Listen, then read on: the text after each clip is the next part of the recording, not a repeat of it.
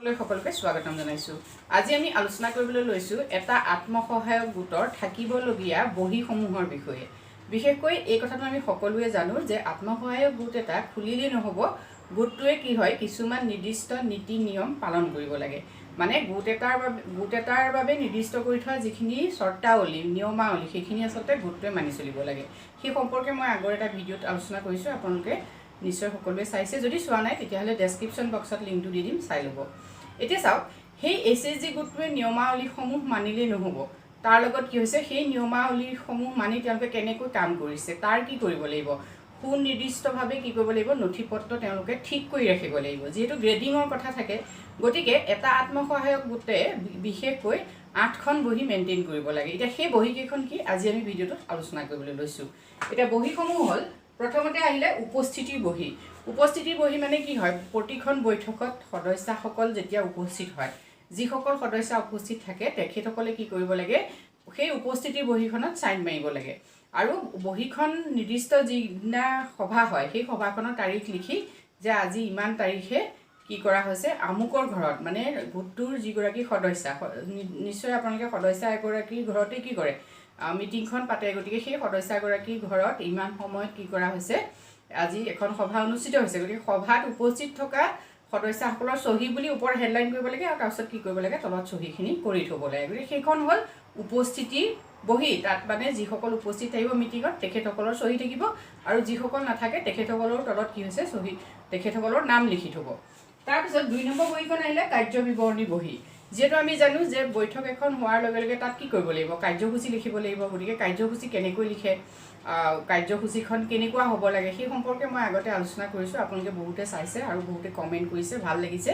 গতিকে আপোনালোকে চাই ল'ব। তাত কাৰ্যসূচীখন লিখাৰ পাছত কাৰ্যসূচীখন যেতিয়া কি হয় পৰ্যায়ক্ৰমে আগবাঢ়ি গৈ থাকে, প্ৰতিটো দফাত কি কি আলোচনা হ'ল সেই কথাখিনি কি হয় কাৰ্য বিৱৰণীত লিখিব লাগে। গতিকে কাৰ্য বিৱৰণীৰ এখন নিৰ্দিষ্ট বহি কি কৰিব লাগে, থাকিব লাগে। যিহেতু উপস্থিতি বহীখনত কাৰ্য বিৱৰণী লিখিব নালাগে, যিহেতু কাৰ্য বিৱৰণীৰ বাবে এখন বেলেগ বহিয়ে থাকিব লাগে। তাত কি হৈছে প্ৰতিদিনৰ যিখিনি বৈঠকত যিখিনি আলোচনা হ'ল সেই আলোচনাখিনি কি কৰিব লাগে, পৰ্যায়ক্ৰমে লিখি যাব লাগে। মানে প্ৰতিটো কাৰ্যসূচী প্ৰতিটো দফা অনুসৰি, বোলে 1 নম্বৰ দফাত এইখিনি, 2 নম্বৰ দফাত এইখিনি, এনেকৈ আলোচনা কৰা বিষয়বস্তুখিনি কি কৰিব লাগে, তাত সন্নিৱিষ্ট কৰিব লাগে। গতিকে সেইখনেই হ'ল কাৰ্য বিৱৰণী বহি। মানে সভাত যিখিনি কথা আলোচনা হ'ল তাক লিখি থোৱাখন কাৰ্য বিৱৰণী বহি। আৰু সেইদিনাখনৰ যিখন বৈঠক হ'ব সেই বৈঠকখনৰ কাৰ্য বিৱৰণীখন লিখি শেষ হোৱাৰ পাছত কি কৰিব লাগে, যিজন সভাপতি থাকে, যিহেতু পুৰুষৰ যদি গোট হয় পুৰুষ সভাপতি হ'ব, নহ'লে সভানেত্ৰী হ'ব, মহিলাৰ হ'লে তেখেতসকলে কি কৰিব লাগে যে সেইখন চহী কৰি থ'ব লাগে, যিহেতু তেখেতসকল সেইদিনাখন আছিলে তাৰমানে। নেক্সট হ'ল সঞ্চয়ৰ বহি। যিহেতু আমি এই কথাটো জানোৱেই যে SHG গোট মানে কি হৈছে, প্ৰথম কথাটোৱেই হ'ল SHG গোটৰ সঞ্চয়। গতিকে তেখেতসকলে যিখিনি সঞ্চয় কৰিব সেই দিনটোত যিখিনি সঞ্চয় হ'ল সেইখিনি কি হ'ব, সঞ্চয়ৰ বহীত লিপিবদ্ধ থাকিব। অৰ্থাৎ প্ৰতিগৰাকীৰ নামৰ বিপৰীতে কি কৰিব, বহীখনত সেইখিনি লিখি থ'ব।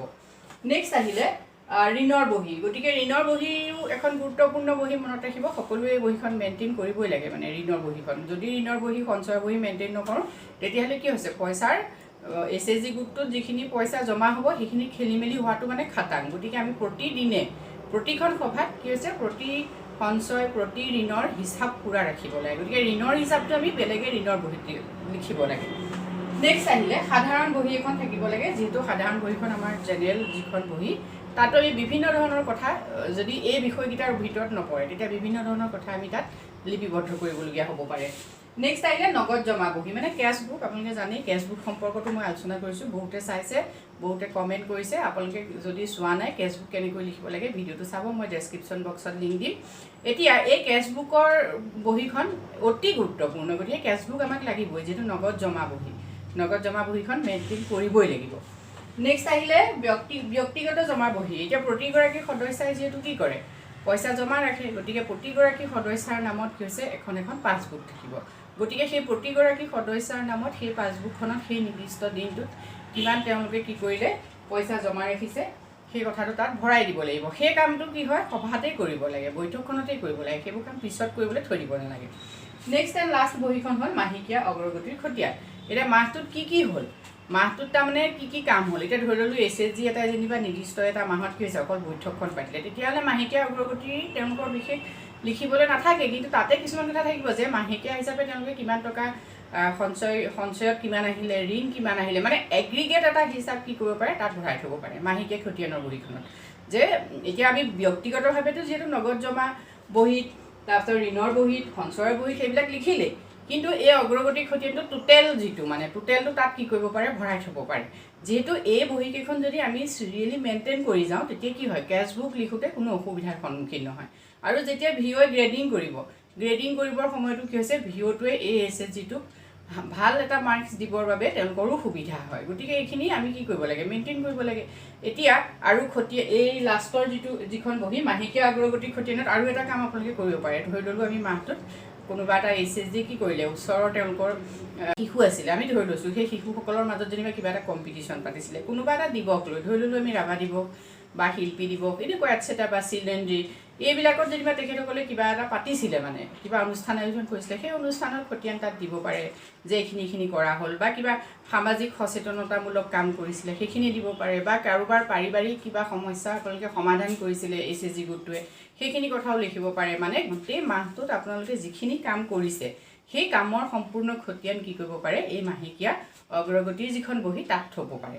গতিকে এনেকৈ ছিষ্টেমেটিকভাৱে যদি আপোনালোকে এটা গোট পৰিচালনা কৰে, তেতিয়াহ'লে এটা সময়ত দেখিব যে আপোনালোকৰ গোটটো এটা SHG মানে সৰু গোট এটা হৈ থকা নাই, সি এটা বৃহৎ পৰিসৰৰ গোট হৈছে। আৰু তাৰ পৰা আপোনালোকে এনেকুৱা ধৰণৰ কাম কৰিছে, যিখিনি কাম কৰি আপোনালোকে কি কৰিছে, আপোনালোকৰ লেখীয়া 10 গৰাকী বা 15 গৰাকী মহিলাই আৰু তেনেকুৱা 100 গৰাকী মহিলা বা 100জন মানুহক কি কৰিছে, এপইণ্টমেণ্ট দিবলৈ সুবিধা পাইছে। যিহেতু এই কথাটো সদায় মনত ৰাখিব যে SHG গোট এটা এনেকুৱা নহয় যে ই অকল আত্মসংস্থাপন লাভ কৰা, মানে নিজেই নিজক সংস্থাপন কৰাৰ লগতে ইয়াৰ অন্য এটা উদ্দেশ্য হৈছে কি, যে ই নিয়োগৰ সুবিধা বৃদ্ধি কৰা, মানে ইনকাম জেনেৰেট হ'ব। অৰ্থাৎ আপোনালোকে যেতিয়া SHG গোট এটা খুলি তাত বিভিন্ন ধৰণৰ কাম কৰিবলৈ ল'ব, তাৰ পৰা আপোনালোকে কাইলৈ ডাঙৰ ফাৰ্ম কৰিব পাৰে, বহুত বেছি কিবা কিবি কাম কৰিব পাৰে। গতিকে আপোনালোকে কথাটো মন কৰিব যে দেশৰ বাবে কাম কৰিবলৈ কি হৈছে, আমি বহুত কিবা এটা হ'ব নালাগে, মানে পঢ়া শুনা বহুত কিবা কিবি নহৈও আমি সৰু মানুহেও কি কৰিব পাৰোঁ, ভাল কাম কৰিব পাৰোঁ। গতিকে কিন্তু সেই ভাল কাম কৰিবলৈ হ'লে আমি যাওঁতে কি কৰিব লাগিব, ছিষ্টেমেটিকভাৱে আমি আগবাঢ়ি গৈ থাকিব লাগিব। গতিকে ছিষ্টেমেটিকভাৱে আগবাঢ়ি যাবলৈ হ'লে এই বহীকেইখন আপোনালোকে মেইনটেইন কৰিব লাগিব। আজিলৈ মানে যদি ভিডিঅ'টোৰ পৰা আপোনালোক উপকৃত হৈছে তেতিয়াহ'লে কমেণ্ট কৰি জনাব, নিশ্চয় আনন্দিত হ'ম। ধন্যবাদ।